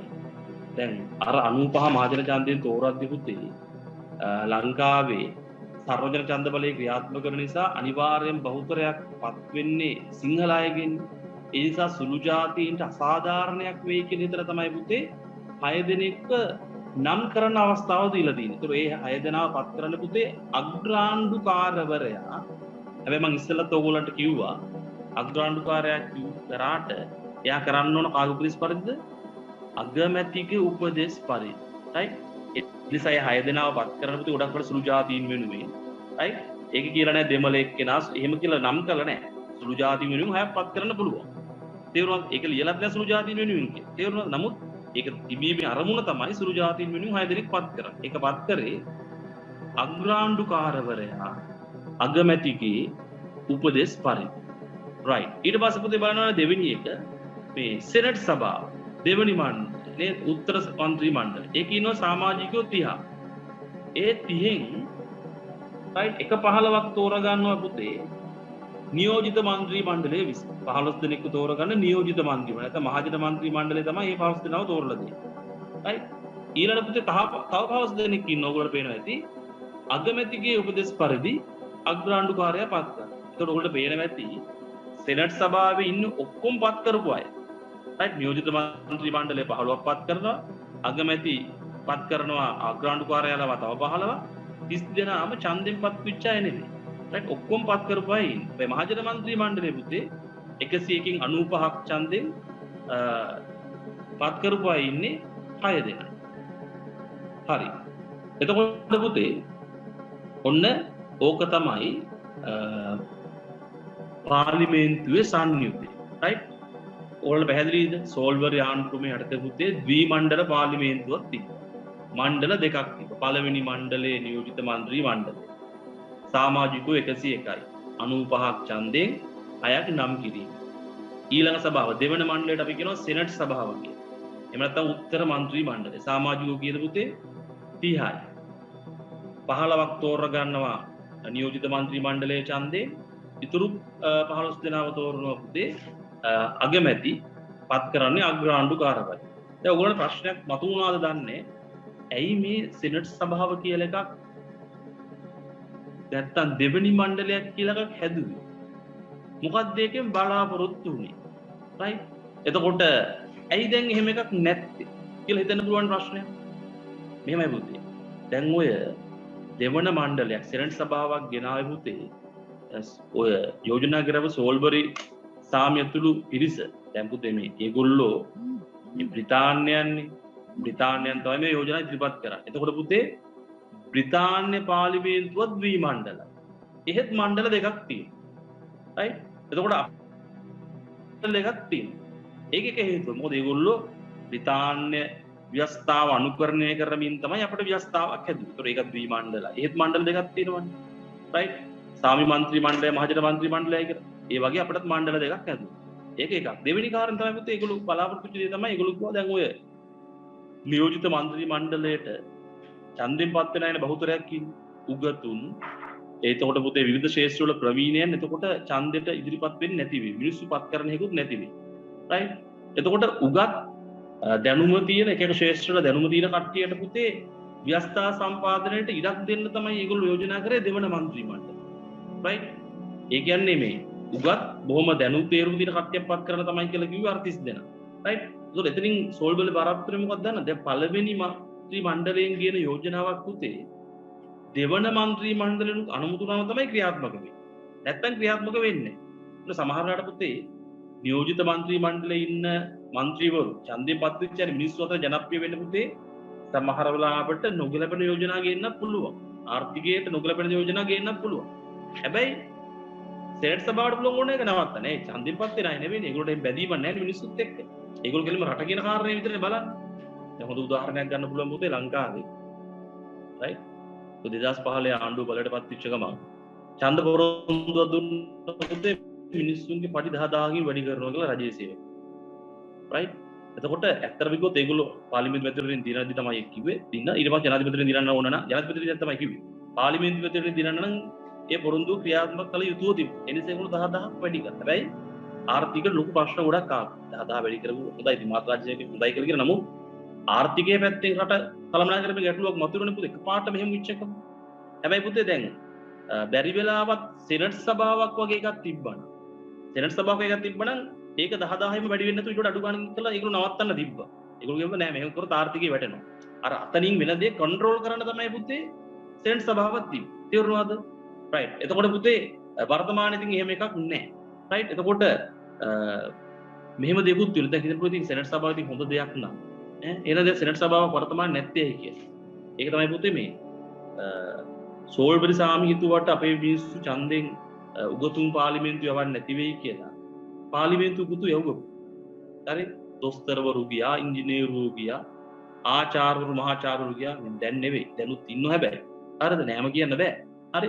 ඒ නිසා දෙවන මණ්ඩලයක් නිකන් අර මේ එහෙම අවස්ථාවක් නෑ කියලා හිතුණා. ඒ නිසා තමයි පස්සේ කාලෙක අයින් කරන්නේ. නමුත් ඔන්න දෙවෙනි මණ්ඩලයක් සෝල්බරි ව්‍යවස්ථාවට තිබිලා තියෙනවා. හරි. අපි දැන් ටක් ගාලා බලමු පුතේ ඉතුරුලා තියෙන අගමැති ප්‍රධාන කැබිනට් මණ්ඩලය ගැන කතා කරා. ඔව්. දැන් පුතේ ඔය නියෝජිත മന്ത്രി මණ්ඩලේ 101ක් ඉන්නවා. ඒ 101කින් වැඩි දෙනෙක්ගේ කැමැත්ත ලබා ගන්නා පුද්ගලයා අග්‍රාමාත්‍යවරයා විදිහට අග්‍රාණ්ඩුකාරයා විසින් පත් කරා. රයිට්? එතන ගොඩක් වෙලාවට සිද්ධ වුණේ පුතේ වැඩිම ආසන සංඛ්‍යාව දිනාගත්තු පක්ෂ නායකයා තමයි ගොඩක් වෙලාවට අග්‍රාමාත්‍යවරට පත් වෙන්නේ. රයිට්? වැඩි දෙනෙක්ගේ සහයෝගය ගන්න පුළුවන් කෙනාවනේ. හරි. එතකොට පුතේ ඊට පස්සේ අමාත්‍ය මණ්ඩලය තෝරගන්නේ පුතේ අගමැති. අගමැති තමයි පුතේ තෝරගන්නේ මහජන മന്ത്രി මණ්ඩලයෙන් සහ සෙනට් සභාව මෙන්න මේගොල්ලන් තමයි අමාත්‍යවරට පත් කරන්න කියලා. තේරුණාද? හැබැයි ඒක පත් කිරීම කරන අග්‍රාණ්ඩුකාරයා. තේරුණාද? අමාත්‍ය මණ්ඩලය තෝරන්නේ අගමැති. එයාට නියම බලතල තියෙනවා. හැබැයි නමට පුතේ එක පත් කරන්නේ අග්‍රාණ්ඩුකාරයා. අග්‍රාණ්ඩුකාරයා පත් කරාට එයාට ඕනෑ පත් කරන්න බෑ. අගමැති රුණ කට්ටිය තමයි තෝරගන්නේ. ඒතර පුතේ අමාත්‍ය මණ්ඩලය මේ තෝරා ගැනීමෙත් පොඩි කොන්දේසි කීපයකුත් දාලා තිබ්බා. රයිට්? ඒ කොන්දේසි තමයි පුතේ අර සෙනට් සභාවක දෙවෙනි සභාව තියෙනවනේ. ඒ දාලා තිබ්බ කොන්දේසියක් තමයි දැන් ඇමති ධූර ලබා දෙද්දී අනිවාර්යයෙන්ම සෙනට් සභාවේ ඉන්න දෙන්නෙට දෙන්නම ඕන. මොකක්කෝ දෙකක් දෙන්නම ඕන. රයිට්? ඊළඟට පුතේ ඒ දෙන ඒ කියන්නේ දෙක තමයි අවුමේ. ඕන ඉඩපත් කරන්න පුළුවන්. දෙකක් අනිවාර්යයෙන් පත් කරන්න ඕන සෙනට් සභාවේ. තේරුණාද? ඊට පස්සේ කියනවා තව කතාවක් මේ අධිකරණ අමාත්‍ය ධූරය අනිවාර්යයෙන්ම පුතේ කාටද දෙන්න ඕන? ඒක දෙන්න ඕන සෙනට් සභාවෙන් පත් වෙච්ච කෙනෙක්. right? සෙනට් සභාවෙන් පත් වෙච්ච කෙනෙක්. ඒ හිතන්න පුළුවන් ඇයි එහෙම කිව්වේ කියලා. දැන් පුතේ බලන්න සෙනට් සභාවේ ඉන්නේ ඡන්දෙන් පත් වෙච්ච අය නෙවෙයි. ඉතින් ඒ වගේට අධිකරණ අමාත්‍ය ධූරය දුන්නා පුතේ ඒක ගොඩක් දුර ස්වාධීනව ක්‍රියාත්මක කරන්න පුළුවන්. දැන් බලන්න දැන් ওই മന്ത്രിවරු පුතේ මන්ත්‍රීවරු බවට පත් වෙන ඡන්ද කරද්දී කවුද වියදම් කරන්නේ පුතේ? කසිප්පු මුදලාලියත් වියදම් කරනවානේ. පොරජාවරංකාරයොත් වියදම් කරනවානේ. තේරුණාද? දැන් හිතලා බලන්න කසිප්පු මුදලාලිගේ සල්ලි වල හයියෙන් බලයට පත් වෙච්ච മന്ത്രിවරයෙක්ට හම්බුනොත් එහෙම කොහොමද මේ අධිකරණ අමාත්‍ය දුර? මිනිහා නීතිගනේ කසිප්පු ටික මේ නීතිගත කරා. නීතිගත කරන්න බැරි නම් කසිප්පු කවුරුන් බේරන්න මොන හරි ටිකක් නීතියක් කරා. පේනවා සමහර අමාත්‍යවරු දැන් ටීවී එකේ දැනුත් කියන්නේ සුළු පරිමාණයෙන් කසිප්පු කරගෙන යන්න අවස්ථාව දුන්නට කමක් නැහැ කියලා ඇමති කෙනෙක් කිව්වේ මේ ආණ්ඩුව. ඇයි? එයාගේ ඡන්දදායකයෝ සහ වීදම් කරන ඔක්කොම කසි පුදලා ආයලා. ඉතින් එයා ඒගොල්ලෝ වෙනුවෙන් තමයි කතා කරන්නේ. එයාට අධිකරණ මැදුරු දීපන් තවත් ෂෝක් වෙයි. තේරුණාද? හැබැයි පුතේ අර සිනෙට් සභාවෙන් කෙනෙක් පත් කරාම එයාට ඡන්දදායක පිට ප්‍රශ්නයක් නැහැ. දැන් ඔයගොල්ලෝ ප්‍රති කර මුදලා බලන්න කර ඇමතියක් කරපු වැඩේ නේද? ඈ කසිපුකාරෝ පෙඩි සිටියනේ. ජරා මිනිස්සු. දැන් මෙහෙමනේ. එයා ඡන්දදායක වෙනුවෙන් පෙඩි සිටියි. දැන් හිත බලමු එයා කසිපුකාරයාගේ ඡන්දෙන් ගිහිල්ලා කසිප්පු වලට විරුද්ධව යෝජනාවක් ඉදිරිපත් කළොත් ඊළඟ මිනිස්සු ගෙදර යනවා. ඒක උනොත් මේ ක්‍රමයේ වැරද්දක් මෙතන තියෙන්නේ. හරිද? ඒ නිසා ඒ වගේ යට පුතේ කවදාකවත් අධිකරණ පදන්නම් දෙන්න හොඳ දුන්නොත් ලොකු ප්‍රශ්නයක්. එතකොට පුතේ සෝල්බරි ක්‍රමේ නම් යටතේ හොඳයි පුතේ. ඒක දුන්නේ ස්වාධීන කෙනෙක්ට. මොකද සෙනෙට් සභාවේ ඉන්න කෙනෙක්. ඊළඟට පුතේ මෙහෙම යෝජනාවක් තියෙනවා. ඒක තමයි විදේශ කටයුතු අමාත්‍ය ධූරයයි ආරක්ෂක කටයුතු අමාත්‍ය ධූරය හැමතිස්සෙම තියෙනු නගමතියට. ඒ අමාත්‍ය ධූර වෙන කාටවත් දෙන්න බෑ. ඒක නම් ගෙනාවේ මොකක්ද හින්දා නෙවෙයි පුතේ. දැන් ඔය සෝල්බරි ව්‍යවස්ථාව ගෙනෙද්දිම එක්සත් ජාතික පක්ෂය ජයග්‍රහණය කළා ඩීඑස්.එනක මහත්තයා අග්‍රාමාත්‍ය ධූරයට පත් වෙයි කියලා ඒගොල්ලන්ගේ විශ්වාසයක් තිබ්බා. ඉංග්‍රීසියෙන්. හරිද? එතකොට ඩීඑස්.එනක මහත්තයාට ඒ දෙක තිබ්බොත් ඒගොල්ලන්ට මේ තොරතුරු ගන්න පහසු වෙන බ්‍රිතාන්‍යයට. ඒ නිසා ඔක දැම්ම වෙන්න පුළුවන්. රයිට් කොහොමත් අගමැතිට යටතේ ඒ දෙක තියන්නේ කියලා තමයි කිව්වේ. ඊළඟ පුතේ ඔය අමාත්‍ය මණ්ඩලයේ ප්‍රධානියා විදිහට කටයුතු කරන්නේ කැබිනට් මණ්ඩලයේ ප්‍රධානී විදිහට කටයුතු කරන්නේ පුතේ අග්‍රාමාත්‍යවරයා. දැන් වර්තමානයේ ගත්තොත් පුතේ දැන් තියෙන ව්‍යවස්ථාවන නම් කැබිනට් මණ්ඩලයේ ප්‍රධානියා වෙන්නේ පුතේ ජනාධිපති. හැබැයි මේ සෝල්බරි ව්‍යවස්ථාවට පුතේ අග්‍රාමාත්‍යවරයා තමයි කැබිනට් මණ්ඩලයේ ප්‍රධානියා වුනේ. සාතාව වැදගත් දෙයක් දාලා තිනවා මේ ඔය අමාත්‍ය මණ්ඩලය පුතේ පාර්ලිමේන්තුවට සාමූහිකව කියන බැදීම. සාමූහික වගේ බැදින කියන පුතේ එක අමාත්‍යවරයෙක් ගන්න ක්‍රියාමාර්ගයේ සම්බන්ධයෙන් අනිත් අමාත්‍යවරයාත් වගේ කියන්නේ. දැන් ලංකාවේ නෝක පේන්නේ නැහැ දැන්. නමුත් හරියට තියෙනවා. තේරුණාද? දැන් තෙල් මිල වැඩි වෙච්ච ගමන් ඔන්න කට්ටිය කියනවා මේ අපි දන්නේ අනිත් අමාත්‍යවරු අපි කැමති නැහැ අපි විරුද්ධයි. රයිට්? තෙල් හැමෙත් තමයි මේ වැඩේ කරේ. එහෙම කියන්න බෑ. කොහොමද කොට සාමූහික වගේ? රයිට්? ඒගොල්ලන්ට එහෙම කියන්න පුළුවන් පුතේ ඔය තෙල් මිල වැඩි කිරීම සම්බන්ධයෙන් යෝජනාව කැබිනට් මණ්ඩලයට ආපු වෙලාව. ඒකෙදි විරුද්ධ වෙන්න පුළුවන්. හැබැයි විරුද්ධ වෙලා හරි කට්ටිය විරුද්ධ වුණා. මේ බහුතරයක් පක්ෂපාතී වුණා. දැන් ඒක ආණ්ඩුවේ තියෙන. ඒතර ඒකට සාමූහික හැමෝම වගේ කියනවා කාටවත් තෙල් කියන්න බෑ අපි විරුද්ධයි මේ වැඩේට කියලා. ආණ්ඩුවේ ඉන්න කාටවත් එහෙම කියන්න බෑ පුතේ. ඒක සාමූහික වගේ කියන විද වැඩ. රයිට්? ඉතින් දැන් නම් ඒව නිකන් විහිළුව වගේ එහෙම වෙන්නේ නැහැ. එක එක්කෙනාට චෝදනා කරන නිසා. හරි. එතකොට ඔන්න ටික තමයි පුතේ අපිට කියන්න තියෙන්නේ අමාත්‍ය මණ්ඩල අගමැති සහ අමාත්‍ය මණ්ඩලයේ සම්මතය. ලංකාවේ පළවෙනි අග්‍රාමාත්‍යවරයා පුතේ ඩීඑස්.එනක මහත්තයා. රයිට්? එයා අමාත්‍ය මණ්ඩලයක් පත් කරලා ඉතාලම පොඩි අමාත්‍ය මණ්ඩලයක් මම පෙන්නන දැන් ඉන්න අමාත්‍ය මණ්ඩලයේ පුතේ මේ වගේ තනි ෆොටෝ එකකට ගහන්නත් බෑ. හරි? ඒ තරම් ඉන්නව කට්ටිය. දැන් බලන්න ලංකාවේ පළවෙනි කැබිනට් මණ්ඩලය මම ඔයගොල්ලන්ට පෙන්නන්නේ. ඊදරත් හිටියේ කියලා.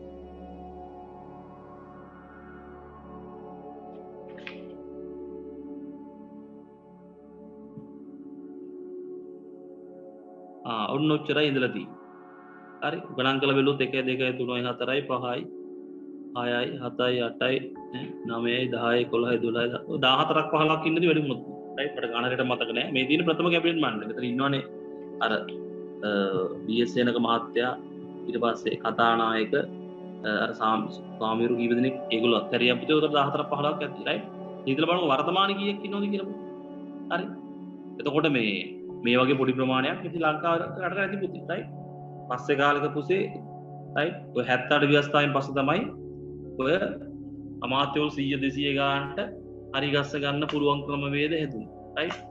දැන් වර්තමානයේ ව්‍යවස්ථාවට අනුව ව්‍යවස්ථාව වෙනස් කරාට පස්සේ දැන් යාඩුව වෙනස් කරන්නේ ව්‍යවස්ථාව. කැබිනට් මණ්ඩලෙ 30යි කියලා කිව්වා.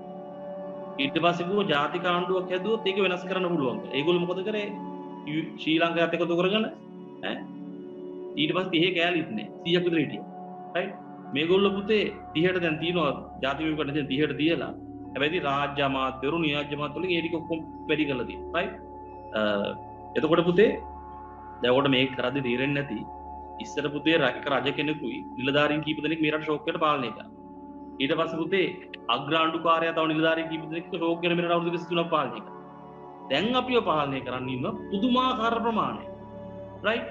එතකොට හිතලා බලන්නකො දැන් කොහොමද ඉන්නේ? ඒ කාලේ මේ කාලේ දැන් අතමිකොත් රජ්ජුරුවෝ සහ නිලධාරීන් රට පාලනය කරන කාලෙත් පුතේ පාලනය හොඳට සිද්ධ වුණා. රටත් හොඳ මට්ටමින් තිබ්බා. දැන් ආණ්ඩුකාරයා රට පාලනය කරන කාලේ ඒත් රට හොඳට තිබ්බා. අපිට නෙවෙයි සුද්දට. මම කියන්නේ මේ පාලන ක්‍රමයේ සුද්දන්ට සාර්ථකයි. උන් හොඳට හම්බ කරගත්තා.